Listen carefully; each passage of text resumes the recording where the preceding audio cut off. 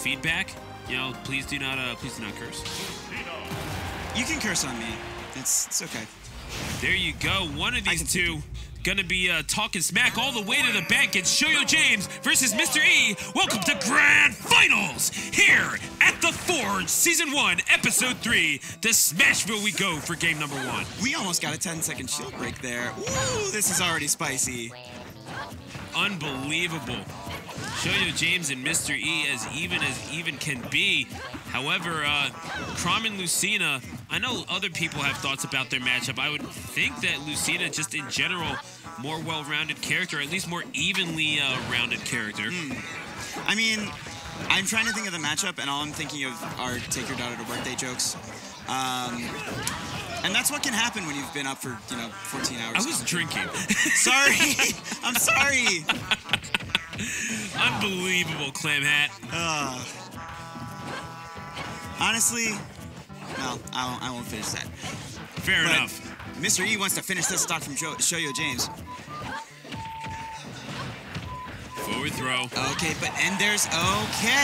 Now that seems like the first time in about 2.5 sets that Shoyo James's reads have failed him. He thought Mr. E was going to roll in with that forward smash, and he got forward smash instead. Shoyo James and Mr. E, I mean, this can't be the first time that they've faced off. Certainly will not be the last. No. Absolutely. I mean, hey, they're right across the river from each other. I mean, they're probably close enough they can stretch one LAN cable from one setup to another. They make pretty long LAN cables now. The counter's coming out from Mr. E. Mr. E is saying, I know you think your reads are good, but let me show you something. I literally came from the future. This character literally came from the future. My, oh my. I kind of wishes that she had some Shulk's visionary after that stock loss. Yeah. However, Shoyo James being put on the ropes with that back throw. Into disadvantage he goes. And Mr. E and make him pay for it. Yeah. Back air upon descent. And a neutral air will finish the job. Mr. E with pretty much a whole stock advantage. Easy as you like. Cool, calm, and collected. E is fully in control of this game right now. Mr. E and Shoyo James. With those falling up airs. And that was educated DI to go straight into the stage, so you don't get Chrom-sided. It wouldn't even be a Chrom-side. He went to the stage. Yeah, again, one river apart between New York and New Jersey. However, it makes you think maybe Shoyo James went a bridge too far in dealing with Mr. E, who has a full stock advantage, more or less. The jab, however, from Shoyo James. You wanted. That was just an unfortunate ledge interaction there, and Mr. E just fully willing to take that tech in place. But 80% looks bad, but this is still Chrom. Oh, he can pile it on and pile it on fast. Yeah. However, Mr. E going to provide no real opportunity to do so, no real opening. Until just there, you have to make it for yourself. One opening, the lead's half gone. Back air. If he wins neutral again, this is even. That's a counter, and gonna put Shoyo James into disadvantage, but back to neutral they go. Back throw once again. Sitting at 117, one big smash. And Mr. E is just content to camp out with back airs right now. It's so hard to get through that wall.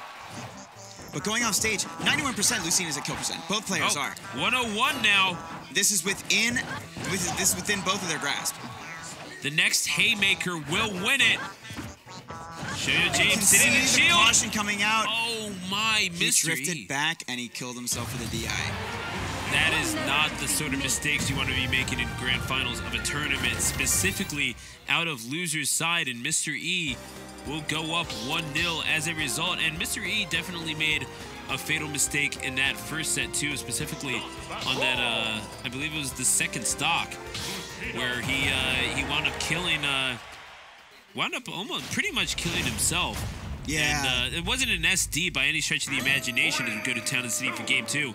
But just bad DI, it seemed like, as Shoyo James took advantage and got the kill while he was at 45. And the ending of game 1 really just shows you how close this set truly is. How close this player matchup truly is, because one tiny thing, like a drift back, is like the difference between winning and losing when it was a last hit game. True, and now Mr. E, he's trying to get back onto the stage. Shoyo James trying to exert that mid-stage control. You see his game plan. It is pretty clear. Oh, there's a read. The dash dance is out and back in to get around the aggressive option. Mr. E was looking for that fall-off fair. Shoyo James, he is not one to accommodate such a request. And now, as he sits upon the stage, looking for Mr. E to get back on. Good down tilt. That dash dance was insane. Beautiful movement. Finished off with that back air to confirm the first stock of this game number 2. Mr. E sticking and moving with that Lucina. And I just got to point out, those platforms are so ominous right now. There's so much that you can get off of being just that little bit closer to the blast zone, but Shoyo James doesn't even need it. He's just going to forward tilt you from there. Yeah, I mean, the ledge from the area from ledge to blast zone, excuse me, not very far. No. So definitely going to be an absolute... And this is FD, by the way, and you don't want to land against either of these characters on FD. Get those platforms back on the stage. Exactly. I mean, really just kind of depends on who gets put into disadvantage. And that could, he teched right in. He just wanted to go back to hitting him. I love tech-ins. And I love Tekken. Oh, I love and Mr. E loves my. that forward air. Sitting at 57% on his second stock. In pole position to go up 2-0 in this grand final set. However, there is no white flag to be had here just yet. This is not the final lap. Shoyo James might be down to his last stock, but this is far from over. Mr. E puts him in a disadvantage, looking for Chromicide on the ledge. Life in the streets of North Bergen, Chromicide. An unfortunate pivot grab there from Mr. E maybe could have sealed the set. So now, Shoyo James going to get forward thrown. TI mix up perhaps and a forward air. Slaps him. Beautiful stuff. And perhaps was waiting for the TI on the back throw. However, gets forward thrown and then the forward air to seal the deal. Yep. On Shoyo James, and now Mr. E one stock away. What does Shoyo James need to do specifically in order to bring himself back into this this best of 5 clip? Stay the course. Just steady on. Because game 1 showed you, like game 2 showed you just how explosive this character matchup is. I mean, like, you live and die by Chrom, you live and die by you live by the power, but you die by, like, just being hit so much and not having a really good ability to escape. No way! Footstool! No, you're not allowed to do that. You are not allowed to do that. Mr. E just caught a body within, what, 15 seconds of that happening? She stepped on her dad. Yeah, absolutely. How do you step on your own pops? If I did that, I could way to victory, absolutely. Yo, I would have been backhanded so hard I couldn't speak for a month. I mean, let's be real. He is trying to. I mean, yeah, to be sure, with a sword in hand. Yeah. Definitely oh my God, did you want to do it again? Definitely some familial issues to be worked out here between these two. But regardless of that, Mr. E, well on his way to victory, has Shoyo James up to 105%. Mr. E has fully wrested the steering wheel away. This is Shoyo James. Bad to worse real fast. Oh, this is getting away from Shoyo James real quickly. That's just like that. There. Mr. E sitting at 79%. He is one stock away from a grand finals victory, taking it back to the Empire State. He does have to make it back, and he falls into the grab. Back on FD. I mean, half of the winner's share of the pot is just going to go to the toll in the George Washington Bridge. Kind of a shame, but regardless. Mr. E hunting for the kill. He has the platform in sight. Gets grabbed again. Back throw. He's losing way too many of these exchanges in neutral, Clam Hat. Yeah, and the up B's nice, but all it does is just prolong what feels like the inevitable. Finally gets the stock off the board.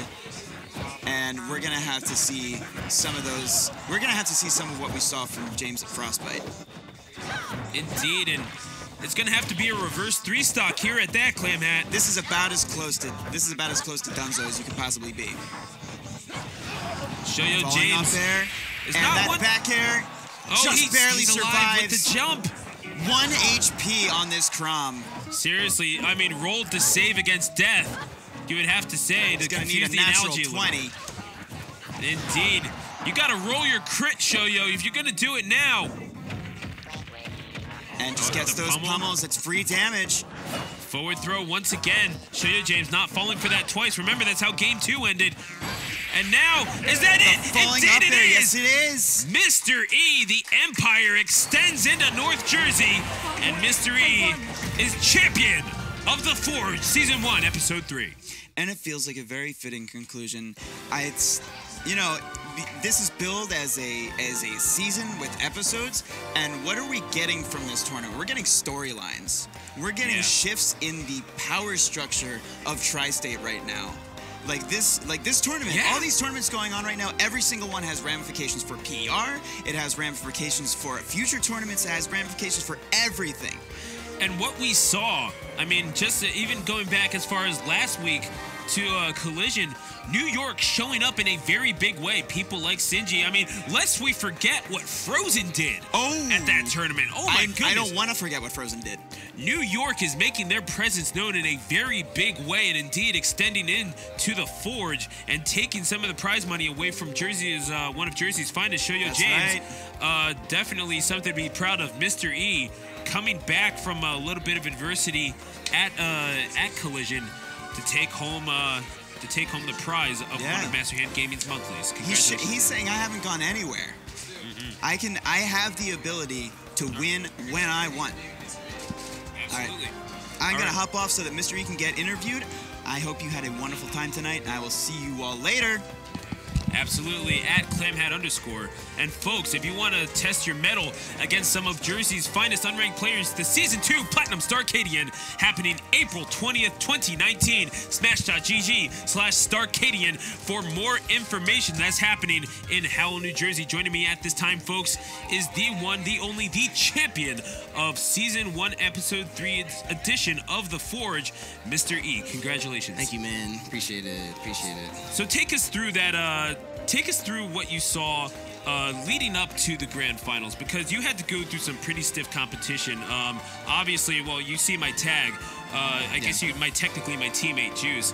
Obviously, a little bit of a skill gap there, admittedly. But Juice, what you saw from him, his approaches, the way that he closed down, definitely something to be admired. But at the same time, you handled it with such cool-headedness. What goes through your head as you see a character moving like that and you're thinking, oh my gosh, this thing is going to outspeed me?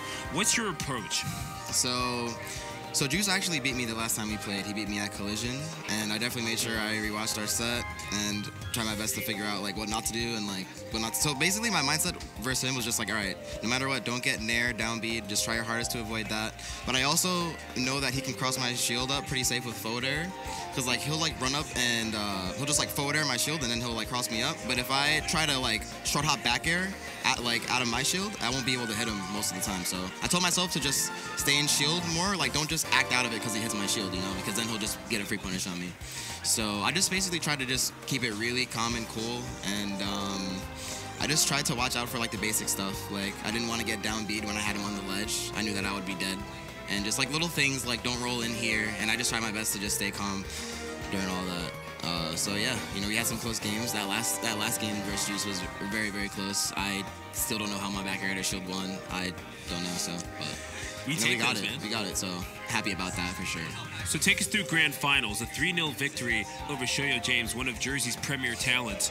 It's not often that you see someone so seamlessly negotiate Shoyo James, especially out of loser's side. It really is like, it's like that feral cat that's cornered. What else can he do but start swiping away?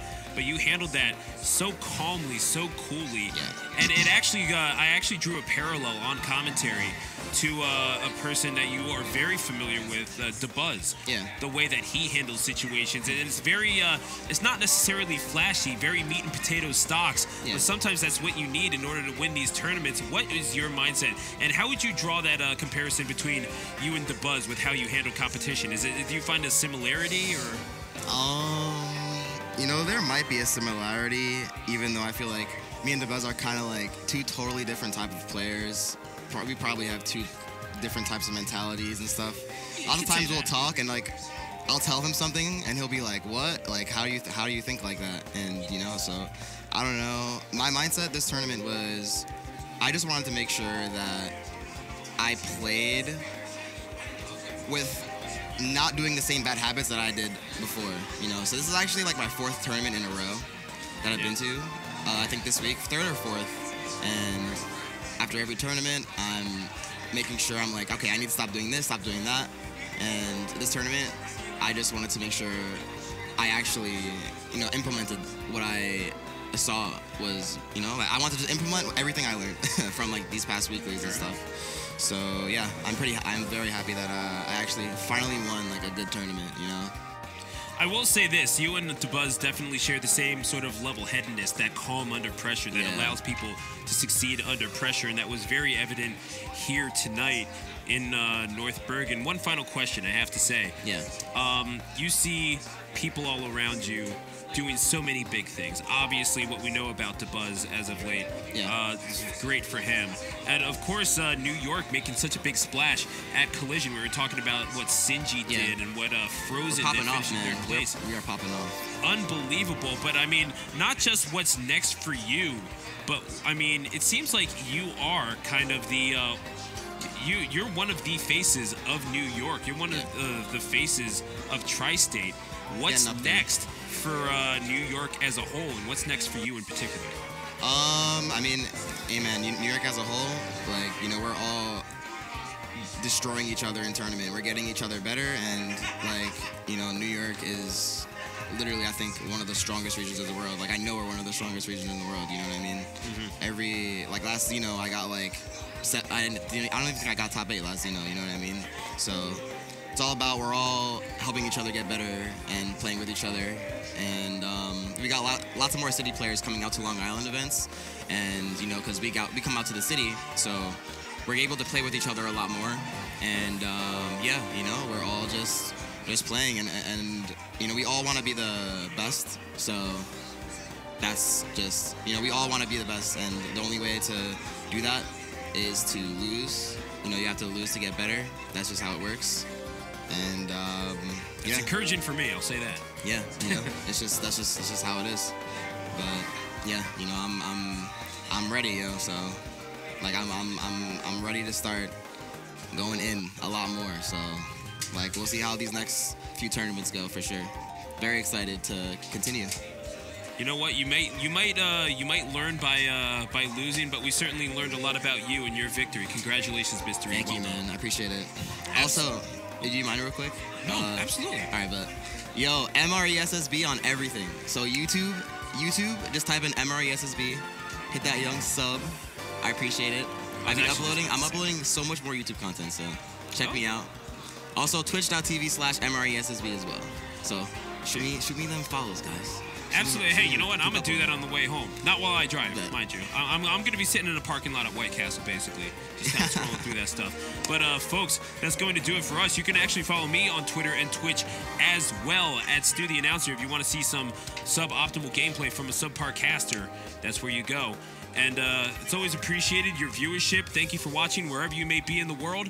And until next time, I'm BC Stu the Announcer. That's Mr. E. He's the champion here tonight at the Forge. We'll see you next time here on twitch.tv/MasterHandGaming.